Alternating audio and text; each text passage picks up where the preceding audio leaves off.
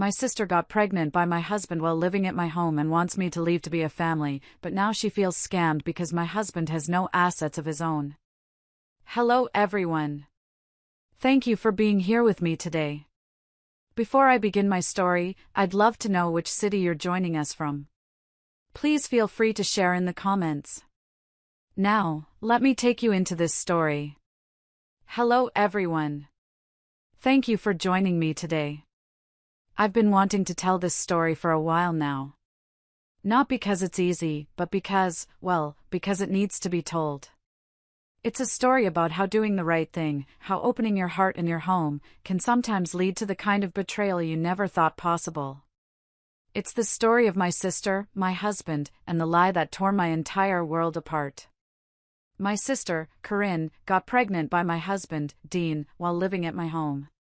And she had the nerve, the absolute audacity, to tell me that I was the one who needed to leave so they could start their happy little family. But the part that really gets you, the part that shows you what this was really all about, is that she now feels scammed, because my husband has no assets of his own. I'm Meredith, and I'm 34 years old. To understand how I ended up in that impossible situation, you have to understand how it all began, not with malice, but with kindness. A kindness I now look back on with a heavy, bitter heart. It started with a phone call on a Tuesday afternoon. I was in the middle of a particularly stressful negotiation with a client for my digital consulting firm. We were going back and forth on the terms of a new contract, and my head was pounding. I finally closed the deal, leaned back in my chair, and my phone immediately rang. It was my mom. Meredith, honey? Is this a bad time? Her voice was thin, frayed with worry. I could immediately tell something was wrong. No, Mom, it's fine. I just finished up with a client. What's going on? You sound upset. It's Corinne, she said, and my stomach tightened. She lost her job. The company she worked for, they just let half the staff go. She's devastated. I felt a pang of sympathy for my sister. Corinne is 6 years younger than me, and while we were never the best of friends, we were still sisters. She'd always had a bit of a flair for the dramatic, but losing a job is a genuinely terrifying thing. Oh no, that's awful, I said. Is she okay? That's the other thing, my mom continued, her voice dropping. She's sick. Really sick. She called me this morning from the urgent care clinic. The doctor thinks it's West Nile virus. She has a high fever, she's dizzy, she can't keep anything down. My mind started racing. Corinne lived alone in a small one-bedroom apartment across town. The idea of her being that ill and all by herself was unsettling. My parents were a 4-hour flight away, busy running the family business with my uncle. They couldn't just pack up and leave. I just keep picturing her there alone, honey, my mom said, starting to cry. What if she falls trying to get to the bathroom? What if her fever gets worse in the middle of the night? Okay, Mom, calm down, I said, shifting into problem-solving mode. Let me call her, and then I'll talk to Dean. We'll figure something out. After I hung up, I immediately called Corinne. She sounded awful. Her voice was weak and raspy, and she could barely get through a sentence without coughing. After talking to my husband, Dean, the solution seemed obvious. We had a beautiful home, a spacious guest room with its own private bathroom. It was empty. It just made sense for her to come and stay with us. Dean agreed immediately. He was always a caring person, and he said it was the right thing to do. So, I told Corinne my plan. She could stay with us for a few weeks, maybe a month, until she was back on her feet. She could recover without worrying about rent or groceries, and I could keep an eye on her. She cried with relief over the phone, telling me I was saving her life. The next day, I drove to her apartment to pick her up. The place was a disaster. Dirty dishes were piled in the sink, clothes were strewn everywhere, and the air was stale. It was a clear sign of how much she'd been struggling. She looked so small and pale, wrapped in a thick blanket despite the warm afternoon. I gently helped her pack a couple of suitcases, grabbing comfortable clothes, her laptop, and her favorite books. As I helped her down the stairs, her leaning on me for support, I felt a wave of protectiveness. She was my little sister, and she was in trouble. I was just doing what any good older sister would do. I was taking care of my family. I had absolutely no idea I was welcoming a viper into my home. I was just trying to help, and that decision, born of pure kindness, would end up costing me everything. Bringing Corinne home felt right, at first. I settled her into the guest room, a lovely, quiet space at the back of the house overlooking the garden. I'd gone to the store that morning and stocked the kitchen with things I thought she could stomach: ginger ale, chicken broth, crackers, herbal tea. I put a fresh set of towels in her bathroom and a new book on her nightstand. I wanted her to feel cared for, to have a peaceful place to heal. For the first week or so, that's exactly what it was. She slept a lot. I'd work from my home office, and I'd pop in to check on her every few hours, bringing her a fresh glass of water or a bowl of soup. Dean was wonderful, too.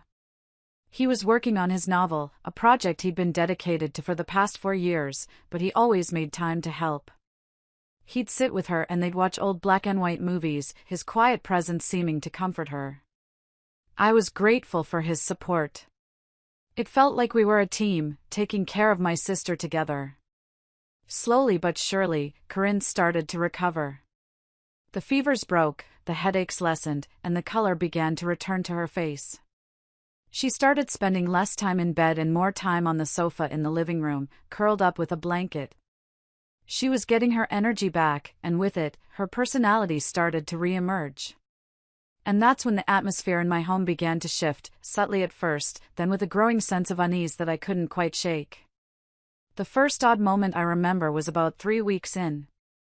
I came downstairs after a long day of back-to-back client meetings. My brain was fried. I walked into the living room to find Dean and Corinne on the couch, laughing so hard they were wiping tears from their eyes. They had a bowl of popcorn between them and were watching some silly comedy on TV. It was a perfectly innocent scene, but it gave me a strange pang. They stopped laughing the moment they saw me. "Hey," I said, forcing a smile. "What's so funny?" "Oh, you had to be there," Corinne said, waving her hand dismissively. Dean just chuckled and offered me some popcorn. The easy, relaxed energy they'd had just seconds before had vanished. I suddenly felt like I was intruding on a private moment. I declined the popcorn and went into the kitchen to start dinner, feeling a strange sense of exclusion. Then came the little boundary issues. Corinne started treating my house like her own personal hotel and my closet like her own private boutique. I came home one afternoon to find her in the kitchen, wearing my favorite, and rather expensive, cashmere sweater. She hadn't asked. She was just wearing it, a little smudge of chocolate on the sleeve. "Oh, hey," she said brightly when she saw me. "Isn't this your sweater? I found it in your closet, it's so soft. I hope you don't mind." I did mind. I minded a lot. But how do you say that without sounding petty? I just mumbled something about it being my favorite and to please be careful with it. She just nodded, completely oblivious to my annoyance. It wasn't about the sweater itself, it was the entitlement, the assumption that what was mine was hers for the taking. The dynamic with Dean was changing, too.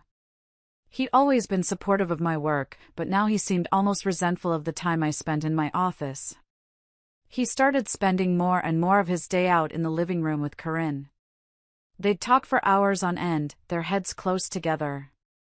One afternoon, I overheard her giving him notes on a chapter of his novel. He was listening with rapt attention, nodding eagerly. It stung.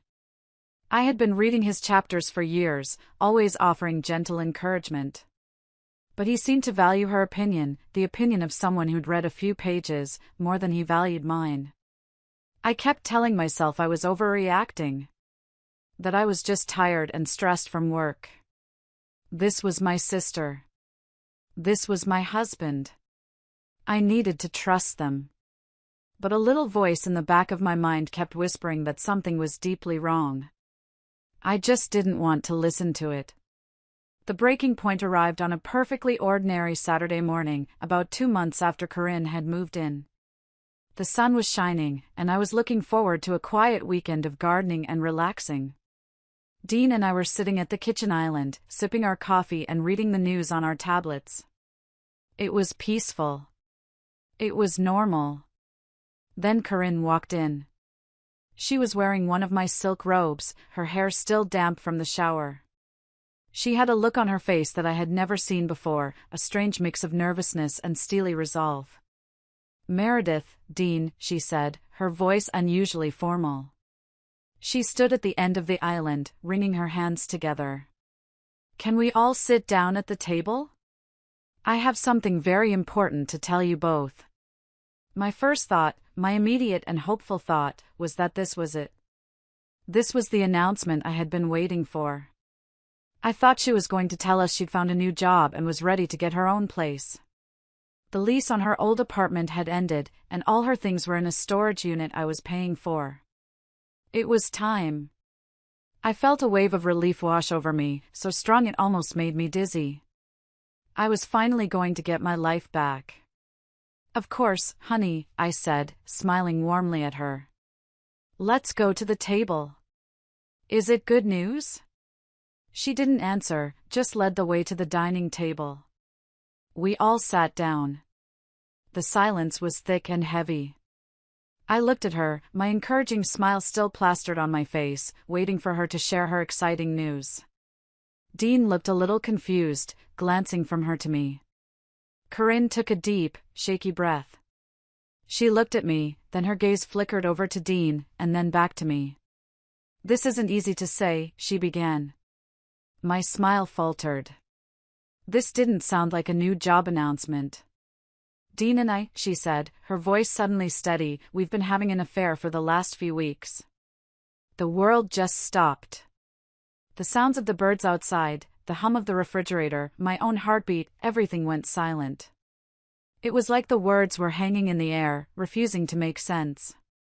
An affair? My husband? My sister? It was impossible. I felt a roaring in my ears. I slowly turned my head to look at Dean. His face was the color of chalk. His eyes were wide with a kind of panicked shock. He looked at Corinne as if he'd never seen her before. And in that instant, a cold, sickening realization washed over me. He hadn't known this was coming. This was all her. This was her plan, her big reveal, and he was just as blindsided as I was. But she wasn't finished. She held my gaze, a strange glint in her eyes. She placed a hand protectively over her flat stomach. "And now," she said, her voice clear and unwavering, "I'm pregnant." I felt the blood drain from my face. My hands went cold. I stared at my sister's face, at my husband's horrified expression, and I felt the solid ground beneath my feet crumble into dust. My entire life, everything I had built, everything I believed in, had just been detonated right in front of me. And the person holding the match was my own sister. After dropping that double-barreled bomb into the quiet of our Saturday morning, Corinne actually had the audacity to shift into a tone of gentle, condescending sympathy. It was a masterful performance.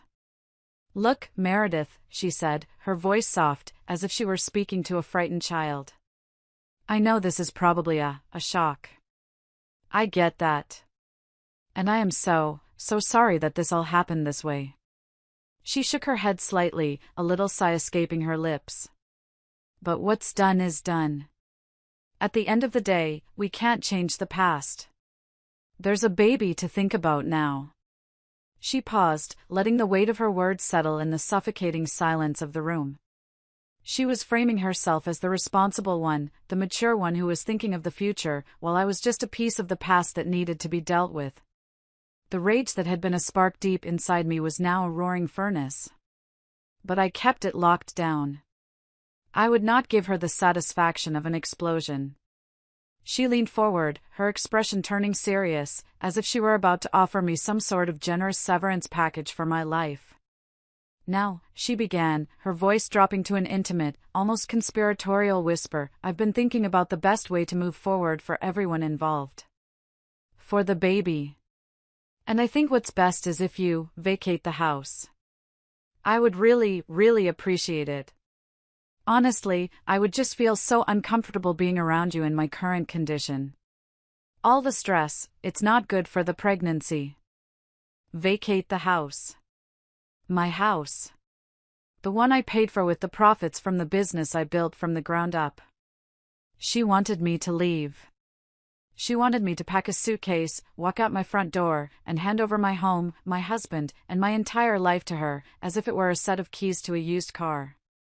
The sheer, unmitigated gall of it was breathtaking. It was so outrageous, so completely insane, that for a second, the rage was replaced by a kind of numb disbelief. Was I in a nightmare? Had I fallen and hit my head? No sane person could possibly behave this way. But one look at her face told me this was real. She was dead serious. In her mind, this was a perfectly reasonable request. She had won the prize, my husband, soon to be the father of her child, and part of the prize package was my house. I was just a logistical problem that needed to be cleared away. The shock finally receded, and what was left was a feeling as hard and clear as diamond. I wasn't just going to get mad. I was going to get even. And I was going to start right now. I didn't raise my voice. I didn't cry. I didn't even move. I just sat there for a long moment, letting her absurd demand hang in the air between us. I took a slow, deliberate sip of my coffee, which was now completely cold. I placed the mug back on the table with a quiet, firm click. The sound seemed to echo in the room. Finally, I lifted my eyes and met her expectant gaze. "No," I said. My voice was quiet, but it cut through the tension like a knife. Corinne blinked, a small frown appearing on her face. "What do you mean, no?" "I mean, no," I repeated, my voice as level as a frozen lake. "I will not be vacating the house. Because this property, Corinne, is mine. It is legally, entirely, 100% mine." I let my eyes drift over to Dean, who was still sitting there looking like a ghost. "So if anyone is leaving," I continued, my voice dropping even lower, "it will be you. And you can take my cheating, spineless husband sorry behind with you. You two can go form your happy little family wherever you want. Because I am calling my lawyer on Monday morning, and I am filing for divorce. And I don't ever want to see either of you again." Corinne stared at me, her mouth slightly agape. A flicker of confusion crossed her face, quickly followed by disbelief. She actually let out a short, sharp laugh. "You're kidding, right? Meredith, stop joking. This is serious." That's when Dean, my husband, finally spoke. His voice was a hoarse whisper, and he still couldn't bring himself to look at me. He just stared at his hands, which were clenched into white-knuckled fists on the table. "She's not joking, Corinne," he said. "She's not kidding." Corinne's head whipped around to face him. "What are you talking about, Dean?" And so, my husband had to confess. He had to sit there and explain the truth of our life to the woman he had just impregnated. He had to explain that he was, essentially, a stay-at-home husband. Let me give you some context. Dean and I have been together for 8 years, married for the last 5. A couple of months after our wedding, I took the biggest risk of my life. I quit my stable, well-paying corporate job and used my savings to start my own business. It was terrifying. But I worked day and night, and thank God, it paid off. My little consulting firm grew faster than I could have imagined. Within a year, my salary from the business was more than enough to support both of us comfortably. Dean had always dreamed of being a novelist. He hated his soul-crushing data entry job. So, we made a decision together, as a couple. He would quit his job and stay home to write full-time. He would finally have the chance to pursue his dream, and he'd handle the household chores. We don't have children, so it was a pretty sweet deal for him. For the last 4 years, that's how we've lived. He's been at home, supposedly working on his masterpiece, while I've been out in the world, building my empire, paying every single bill. When we bought this house 2 years ago, the down payment came from my business account. The mortgage payments are automatically deducted from my business account every month. We both agreed, because it was only fair, that the deed would be in my name alone. It was a practical decision we made together. I bet, in that moment, he was regretting it more than anything in his life.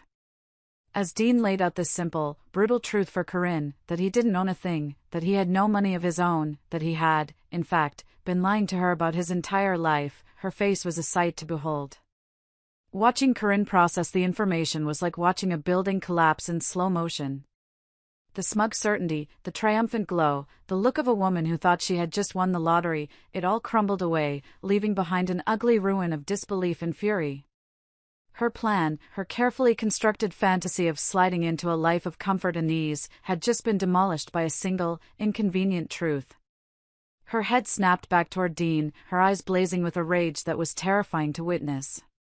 The tears of a wronged woman were gone, replaced by the fire of a scammed con artist. "You lied to me," she shrieked, her voice cracking with fury. She shot up from her chair, her hands clenched into fists at her sides. "You told me you were a successful writer. You said you kept a low profile because you didn't want the fame. You let me believe this was all yours." Her voice grew louder and more shrill with each accusation. "You are a fraud. A liar. A broke, pathetic liar." It was, I have to admit, morbidly fascinating to watch. This was the man she had supposedly fallen for, the man she was having a baby with. And the moment she found out he didn't have any money, all that affection curdled into pure, venomous hatred. It laid her own motivations bare for all to see. She hadn't been seduced by my husband, she had been seduced by my bank account. Dean just sat there, taking it. He seemed to shrink under the force of her anger, his face pale and drawn. He couldn't even defend himself, because she was right. He had lied. He had built a fantasy for her, and now it was all coming crashing down around him. The screaming went on for a few minutes. It was a tirade of insults and accusations, a truly ugly and pathetic display. A small, dark part of my heart felt a grim satisfaction watching these two traitors turn on each other. They deserved each other. But mostly, I was just disgusted. I was tired of the shouting, tired of the drama, tired of their toxic presence in my home. I had work to do. I had a life to dismantle and rebuild. I didn't have time for this nonsense. Enough! I finally shouted. My voice was sharp and loud, cutting through their argument like a whip. They both froze, turning to look at me as if they had forgotten I was even in the room. "I am done with this," I said, my voice low and dangerous. "I want you both out of my house. Not in an hour. Not tomorrow. Right now. Pack your bags and get out." Dean, to his credit, seemed to understand that the show was well and truly over. He knew me. He knew that look in my eyes. He knew there was no appeal, no negotiation, no second chance. With a look of utter defeat, he pushed his chair back, stood up, and without another word, he walked toward our bedroom to pack up the last 5 years of his life. Corinne, however, was not going to go down without one last, desperate performance. As Dean disappeared up the stairs, Corinne's anger seemed to evaporate as quickly as it had appeared. Her strategy shifted in an instant. The enraged, scammed woman vanished, and in her place was the poor, helpless victim once more. The tears started to flow again, big, fat, theatrical tears. She sank to her knees on my hardwood floor, a move so dramatic it was almost comical. She crawled the few feet toward me and grabbed at my hands, her touch making my skin crawl. "Meredith, please," she sobbed, her voice thick and pleading. "Please, don't do this. I'll do anything. Anything to fix what I've done. But you can't throw me out. I have nowhere to go. I don't have a job, I don't have any money. She looked up at me, her eyes wide and swimming with tears. You can't just throw a pregnant woman out on the street, she whispered, her voice trembling. Especially not when she's carrying your family. Your own nephew. That was it. That was the final straw. The moment she tried to use that word, family, as a weapon against me, after she had so thoroughly desecrated its meaning, something inside me broke. The cold, controlled dam I had built around my fury just burst. Family? I hissed, snatching my hands away from her as if she had burned me. You have the nerve to talk to me about family now? I got up from my chair and stood over her. We weren't family when you were sleeping with my husband in my bed, were we?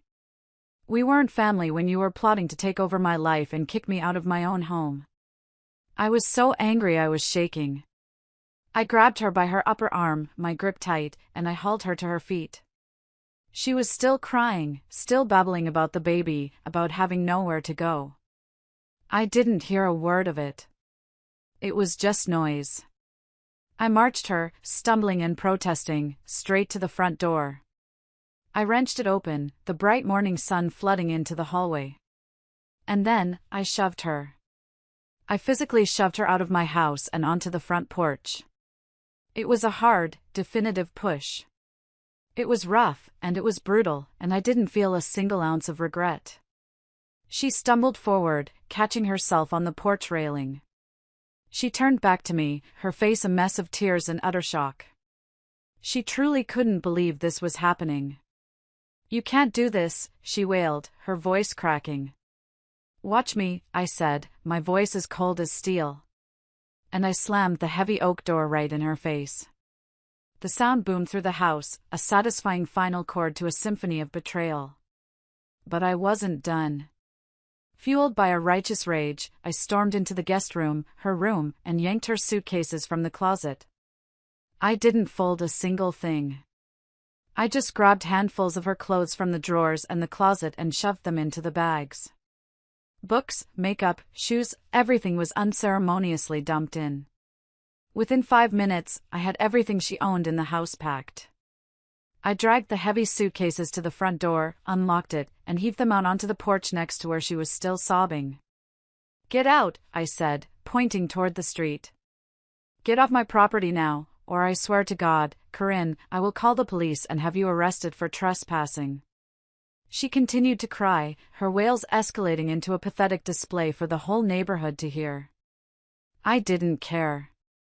I slammed the door again, locked it, and leaned against it, my heart pounding like a drum against my ribs. A few minutes later, Dean came down the stairs. He was dragging 2 large suitcases and a duffel bag. He avoided my eyes, stopping a few feet away from me in the entryway. Meredith, he mumbled, his voice thick with the shame he so richly deserved. I'm so sorry. I just stared at a point on the wall just past his shoulder. I gave him nothing. No anger, no sadness, no acknowledgement. To me, in that moment, he was nothing more than a piece of furniture that needed to be removed from my house. He stood there for another 30 seconds, a man waiting for a verdict that had already been delivered. Finally, with a heavy sigh that seemed to drain the last bit of life from him, he walked to the front door, opened it, and stepped out into the harsh light of his new reality, closing it softly behind him. And then, I was alone. Well, not entirely. For the next hour, I could hear Corinne on the front porch. She had moved from loud, dramatic wailing to a kind of low, miserable sobbing. It was a pathetic sound that grated on my raw nerves. I couldn't stand to hear it. I went into my home office, found my best pair of noise-canceling headphones, put them on, and blasted music until I couldn't hear anything but the beat.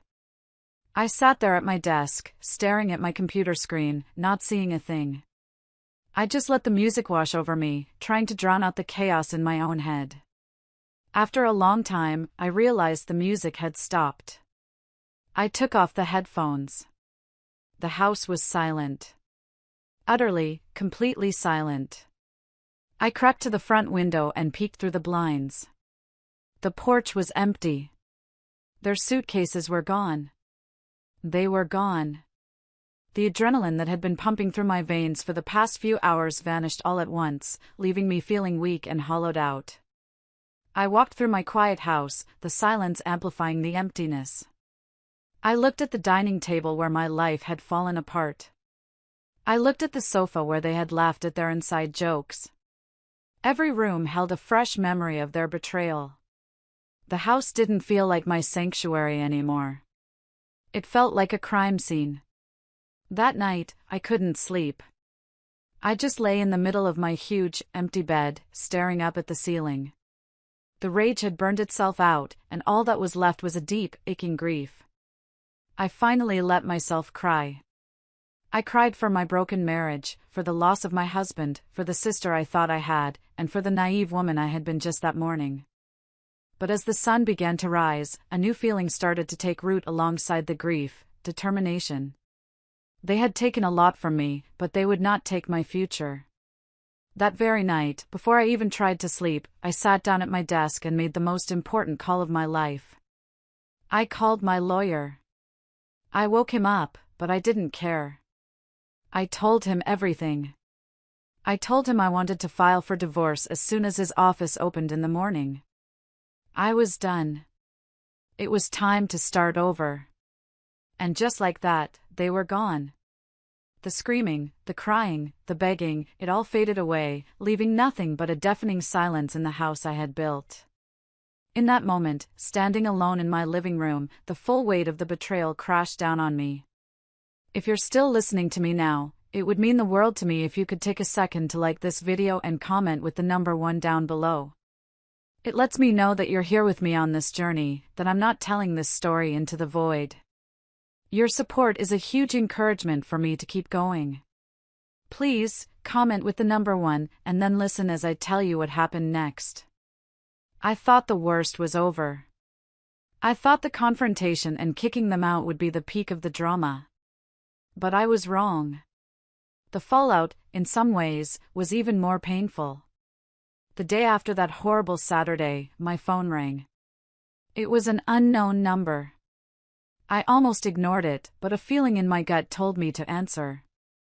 It was my mother. "Meredith, what in God's name have you done?" Her voice wasn't filled with concern for me. It was sharp, cold, and dripping with accusation. I was too stunned to even be angry at first. What are you talking about, Mom?" "Corinne called us last night," my dad's voice chimed in on speakerphone. He sounded just as furious. "She was hysterical. She told us everything. How could you be so cruel, Meredith? So heartless? You threw your own sister out on the street. A pregnant woman." I couldn't believe what I was hearing. I tried to explain, my voice shaking with a fresh wave of hurt and anger. I told them about the affair, about Corinne's demand that I leave my own home. I thought that surely, when they heard my side, they would understand. They didn't. They didn't want to hear it. "Corinne told us it wasn't her fault," my mother said, her voice filled with a conviction that sickened me. "She said Dean seduced her. He lied to her, told her he was a wealthy, successful writer and that this was all his. He told her your marriage was already over. She's the victim here, Meredith. He preyed on her when she was sick and vulnerable. They had swallowed her story whole, hook, line, and sinker. In their eyes, their younger daughter was a poor, innocent lamb, and I was the cold-hearted villain who had cast her out. My own parents. The betrayal was so profound, it felt like a physical blow. "She is a grown woman, Mom." I shouted into the phone, losing my composure for the first time. "She is a 28-year-old woman who knew exactly what she was doing. They both betrayed me. In my own house." "She's pregnant, Meredith," my dad repeated, as if that were a magical incantation that excused everything. "She has nowhere to go. No job, no money. As her sister, it is your responsibility to forgive her for her foolishness, and take care of her. Family takes care of family. Family doesn't sleep with their sister's husband. I screamed back. And she was perfectly happy to kick me out when she thought this house belonged to him. What about that? Doesn't that tell you anything about her character? But it was like talking to a brick wall. They were entrenched in their narrative, the one where Corinne was the helpless victim. I was tired of defending myself. I was tired of being hurt. I have to go, I said, my voice suddenly quiet. Meredith, don't you hang up on me, my father started to say. I hung up. And then I went through my contacts and I blocked their numbers. My mother, my father. Just like that. In the space of 24 hours, my entire family had chosen sides. And none of them had chosen me. The weeks that followed were a gray, featureless landscape of grief and administrative tasks. My lawyer, a kind but no-nonsense man named Mr. Harrison, was incredibly efficient. The divorce filing was straightforward, especially since there were no complicated assets to divide. The house was mine, the business was mine, the savings were mine. All Dean had was his car and his personal belongings. I threw myself into my work, using it as a shield. From 9 to 6, I was the capable, confident CEO. I led meetings, I negotiated contracts, I mentored my team. But the moment I closed my laptop for the day, the facade would crumble. I would walk into my big, silent house, and the emptiness would hit me like a physical force. I tried to reclaim my space. I packed up every last trace of Dean. His clothes, his books, the stupid half-finished manuscript he'd been laboring over for 4 years. I boxed it all up and put it in the garage for him to pick up. I bought a new bedspread, new towels, anything to erase the feeling of them. But their ghosts were everywhere. I'd be cooking dinner and remember a time Dean had made me laugh in that very kitchen. I'd be watching a movie and remember Corinne curled up on the other end of the sofa. The grief was a constant, heavy weight on my chest. I had lost my husband of 8 years. I had thought our love was real. Now I questioned everything. Had he ever truly loved me? Or had he just been comfortable? Was Corinne the first woman he had cheated on me with, or just the first one to get caught? The questions were a form of torture, and there were no answers. He was the only one who didn't try to contact me during that time, which I was grateful for. But my parents were relentless. They left voicemails on my office phone. They sent emails. My aunt, my mother's sister, even called me, telling me I was tearing the family apart and needed to be the bigger person. A couple of weeks into this nightmare, after Dean had been officially served with the divorce papers, I received a long text message from a number I didn't recognize. It was him. I almost deleted it without reading, but my finger hovered over the screen. I needed to know what pathetic excuse he could possibly offer. He started by saying he wouldn't contest the divorce, that my terms were more than fair. Then he launched into a long, rambling explanation. He wrote about his deep-seated feelings of inadequacy. He felt like a failure because his novel was going nowhere. He felt like less of a man because his wife paid for everything. He said that when Corinne arrived, sick and vulnerable, he saw a chance to be someone else. He started lying to her, building himself up into the successful, important man he wished he was. He said he just wanted to impress someone, to feel admired. He claimed the affair was a mistake, a stupid distraction that got out of control. He ended the novel-length text by swearing on his life that this was the first and only time he had ever been unfaithful. He begged me to believe him. I read his words, and all I felt was a profound, weary disgust. He hadn't cheated on me out of passion or love for someone else. He had cheated on me because of his own pathetic ego. He had destroyed our marriage, our life, our history, because he felt like a loser. All he ever had to do was talk to me. I would have listened. I would have supported him. But he chose to confide in my sister instead. I cried after reading his message. Not for him, but for the man I thought he was, and for the fool I had been. Then I took a deep breath, and without a single word in response, I blocked his number for good. Just when I thought things couldn't possibly get any more dramatic, they did. About a month after the big blow-up, on a quiet Sunday morning, my doorbell rang. I wasn't expecting anyone. I peered through the peephole and my heart sank into my stomach. It was my parents. They were standing on my front porch, looking grim and determined. In all the years since they had moved back to my dad's hometown, they had flown to visit me exactly twice. The fact that they were here now, unannounced, meant this was a full-blown crisis intervention. And I knew I was the one they were here to intervene on. I took a deep breath, opened the door, and stood in the doorway, blocking their path. "Before you say anything," I said, my voice calm and firm, "if you are here to talk about Corinne, you can save your breath and leave. I have nothing to say on the matter." "Meredith, don't be ridiculous," my mother said, trying to push past me. "We're your parents. We flew all the way here to talk to you. You need to listen to us." "No," I said, holding my ground. "I don't. The only way you are setting foot in my house is if you start this conversation with 2 words, 'We're sorry.' Sorry for not believing me, sorry for taking her side, sorry for abandoning me when I needed you most. If you can't say that, then this conversation is over." My dad scoffed. "Apologize? For what? For being concerned about your pregnant, homeless sister? Meredith, this has gone on long enough. You are tearing this family apart over your pride. We are a family, and we fix things." There it was again. That word. Family.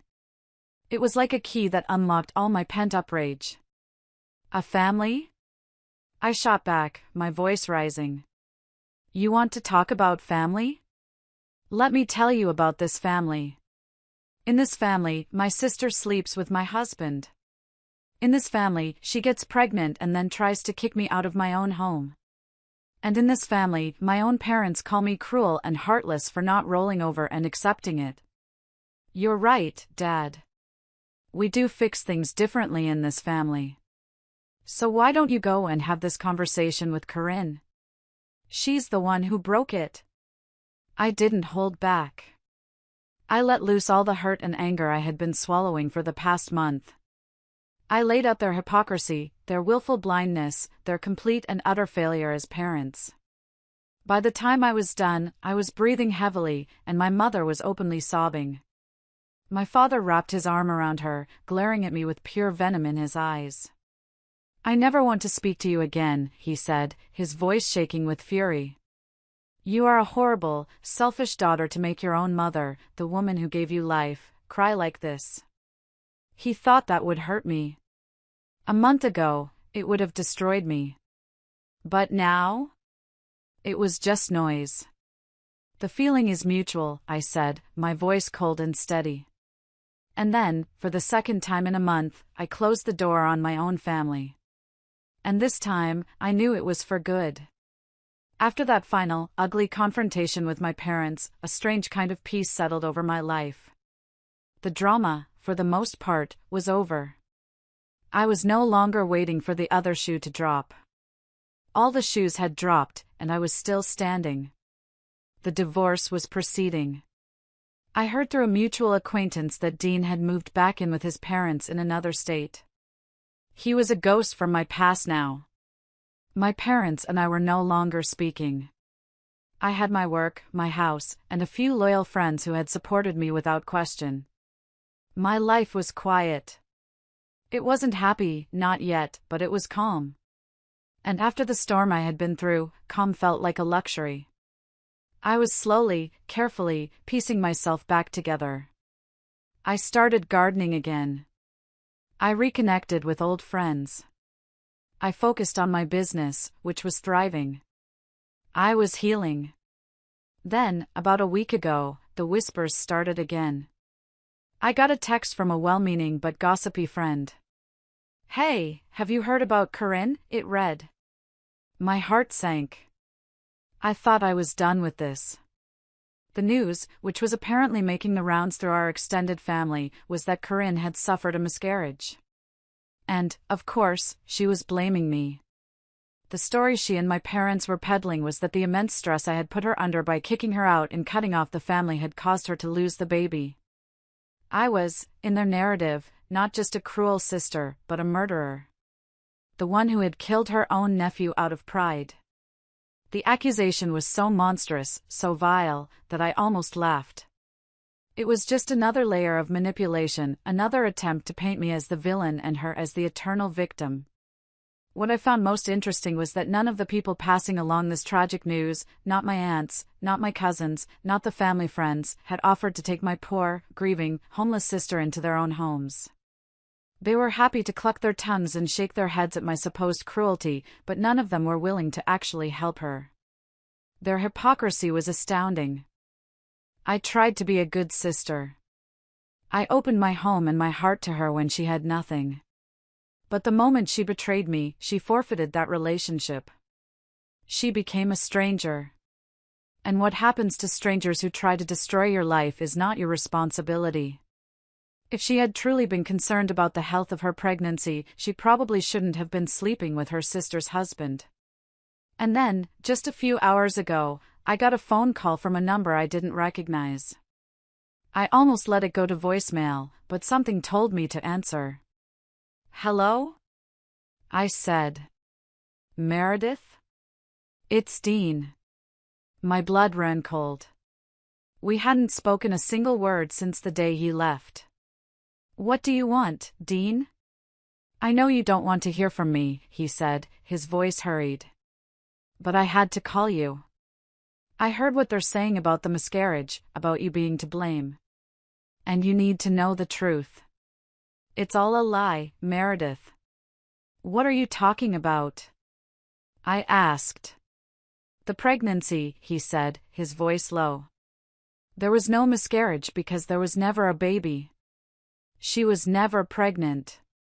I just stood there in my kitchen, the phone pressed to my ear, completely silent.